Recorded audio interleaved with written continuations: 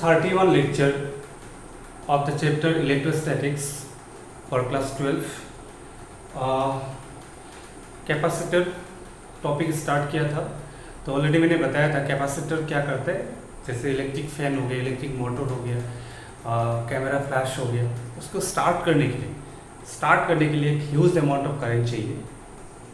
एक बार स्टार्ट हो गया तो उसको रनिंग करने के लिए करंट उतना नहीं चाहिए, क्योंकि स्टार्टअप करने के लिए करंट चाहिए। सो कैपेसिटर इलेक्ट्रिकल एनर्जी स्टोर करते हैं तो suddenly huge amount of current provide कर सकते हैं। तो उसका डेफिनेशन मैंने दे दिया था ऑलरेडी। सो कैपेसिटर का जो कैपेसिटेंस है C is equal to Q by V होता है, Q बाई V। तो उसके लिए मैं इसको एक्सप्लेन करने के लिए एग्जांपल लेता हूँ। जैसे स्फेरिकल बॉल है, उसमें सरफेस में क्या है, चार्ज है, चार्ज स्टोर किया है। तो चार्ज अगर स्टोर किया तो इलेक्ट्रिक फील्ड डेवलप होगा, और इलेक्ट्रिक फील्ड डेवलप होगा तो इलेक्ट्रोस्टैटिक पोटेंशियल भी डेवलप होगा। अभी हम लोग दूसरा चार्ज अगर स्टोर करना चाहेंगे तो वी हैव टू वर्क। तो कितना वर्क करना पड़ेगा, that is depend on what, electrostatic potential और electric field. Okay, so already हम लोग को पता है कि वोल्टेज इज इक्वल टू क्या होता है, work done by unit testing charge.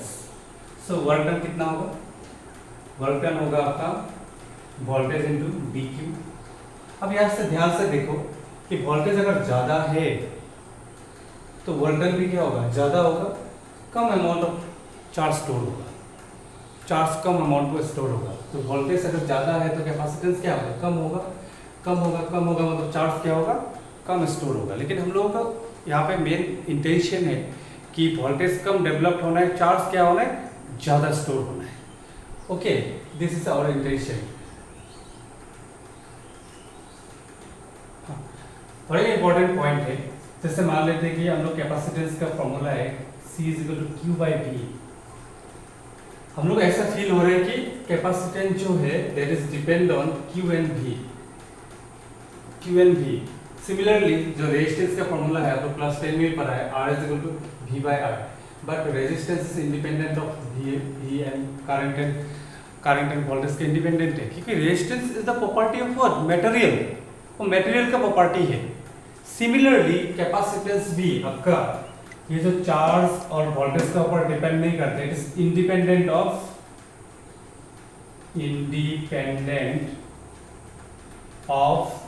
Q and V। इसको पूरा अच्छे से समझने की कोशिश करो। Q एंड V का इंडिपेंडेंट है, then C is depend on, this is depend on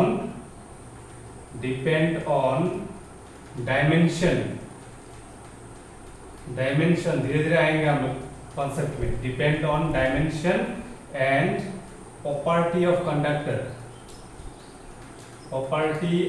conductor.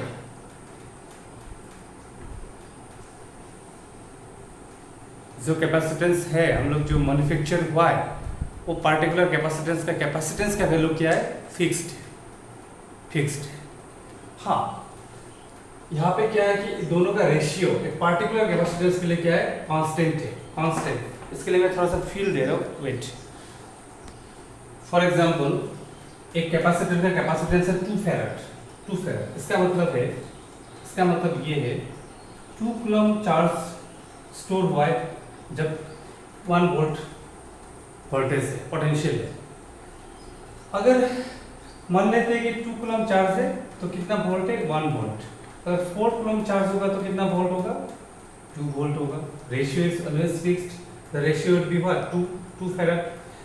अगर और एक कैपेसिटर है, मान लेते हैं कि 10 फैराड है। इसका मतलब है अगर 10 coulomb charge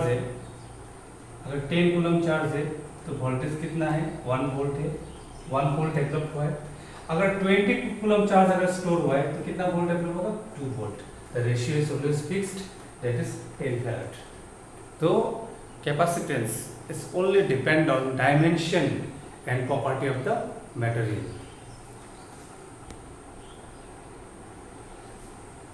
so now we have to discuss about spherical capacitor. जैसे स्फीयर है, कंडक्टिंग स्फीयर है, कंडक्टर का बात हो रहा है। सो कंडक्टिंग स्फीयर का मान लेते हैं कि हम लोग सिर्फ सरफेस पे चार्ज होता है, Q चार्ज से चार्ज स्टोर किया है, रेडियस R है। तो वोल्टेज का फॉर्मूला हम लोग ऑलरेडी पहले मालूम है कि Q बाई क्या है, R है। तो capacitance C is equal to Q by V, V का वैल्यू ऐसे पुट कर दिया, K Q by R, Q Q cancel, K का वैल्यू पुट करो 1 by 4 pi epsilon nought, R ऊपर चला जाएगा और that become 4 pi epsilon nought into R. इसका मतलब क्या है, एप्सिलॉन नॉट तो मीडियम बॉडी का जो परमिटिविटी है उसका ऊपर डिपेंड करता है and are is the what dimension of the sphere.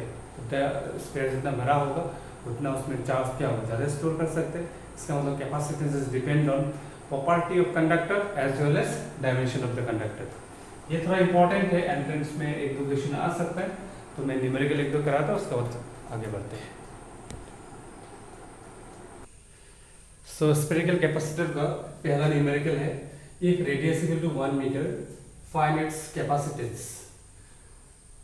तो कैलकुलेट करने से आपको वैल्यू आ रहा है 1.1 इंटू 10 टू पर -10 फैरेड।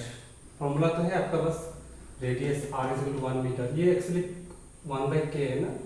सो के का वैल्यू कितना है देखो के लिए 9 इंटू 10 टू पर 9। सो बाकी कैलकुलेशन पार्ट आपको समझ में आ जाएगा। देखो ये जो वैल्यू मिला है ना, 1 मीटर अगर रेडियस है स्फीयर का, 1 मीटर रेडियस छोटा मोटा नहीं है, बड़ा सा स्फीयर बनेगा।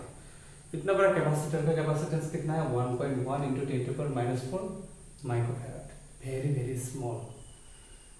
तो इसका मतलब प्रैक्टिकली स्फेरिकल कैपेसिटर यूज करना यूजफुल नहीं है, कोई काम का नहीं है। और एक न्यूमेरिकल में दे दो, अगर कैपेसिटेंस अगर 1 फैराड डेवलप करने के लिए कितना रेडियस होना है स्फेरिकल कैपेसिटर का, ओके।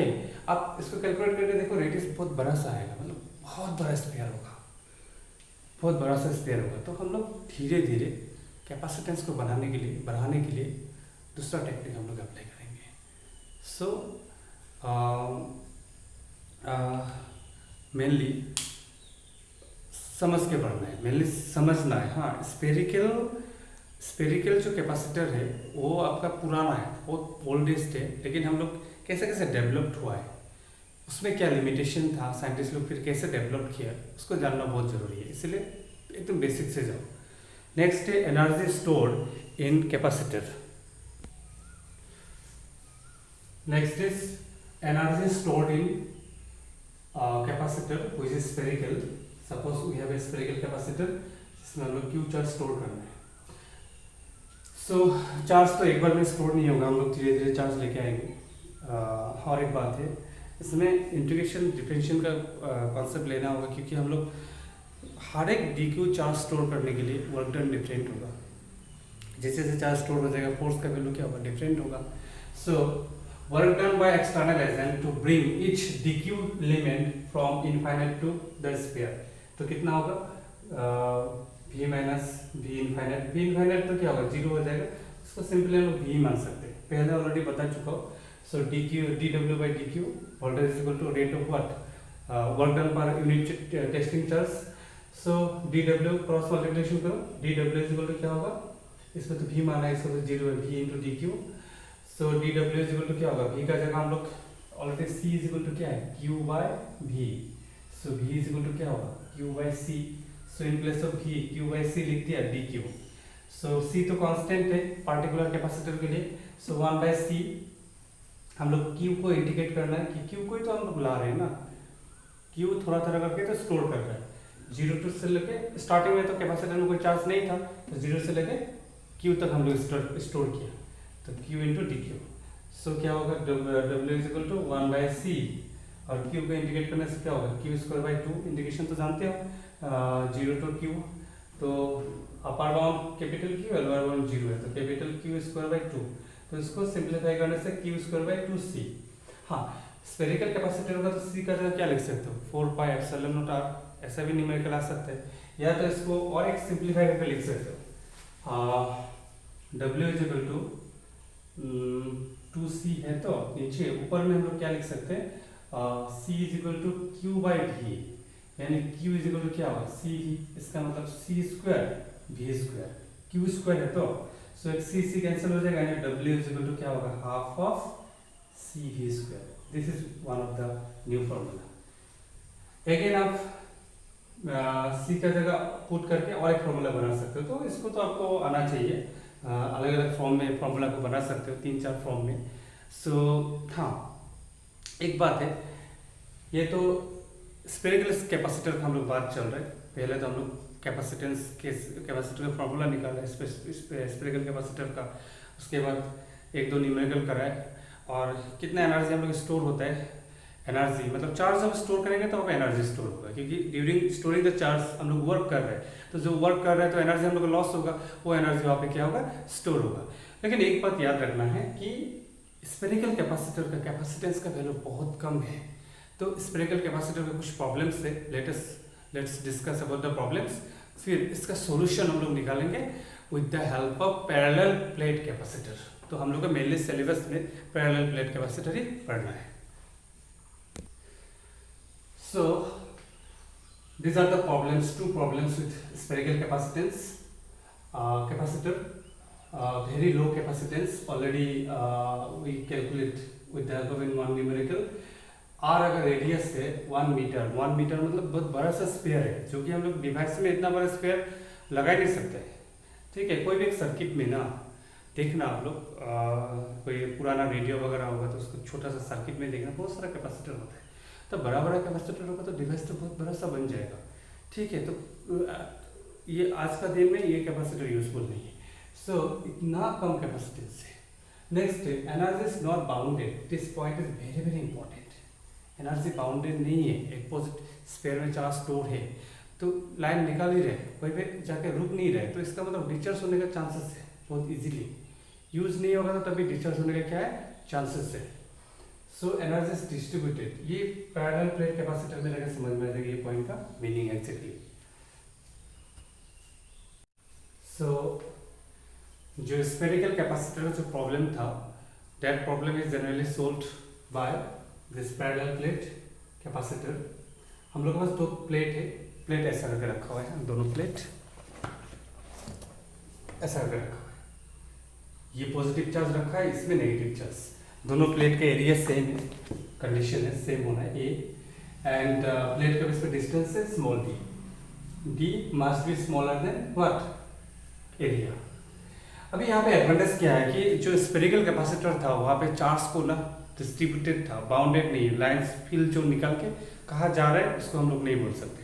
लेकिन यहाँ पे क्या है कि इलेक्ट्रिक फील्ड जो लाइन है वो पॉजिटिव से निकल के कहाँ जा रहा है, नेगेटिव में जाके चला जा रहा है, तो electric energy bounded, electric energy यहाँ पे एनर्जी बाउंड हो जा रहा है, ऑटोमेटिक डिस्चार्ज नहीं होगा, यूज नहीं करेंगे तो डिस्चार्ज नहीं होगा।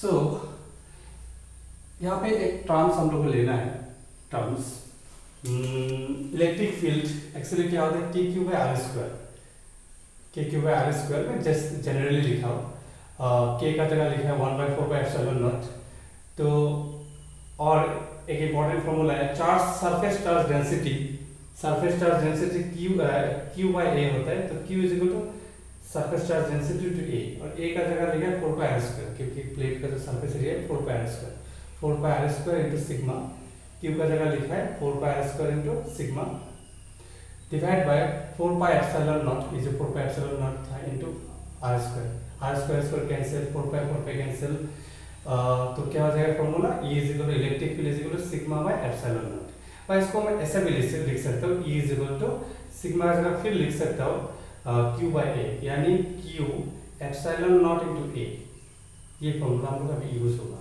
ठीक है। सो इलेक्ट्रिक पोटेंशियल, अभी दो प्लेट का बीच में इलेक्ट्रिक पोटेंशियल डिफरेंस होगा, delta V is equal to क्या होगा, E into distance between the plate. तो E का जगह हम लोग क्या लिख सकते हैं, E का जगह लिख सकते हैं हम लोग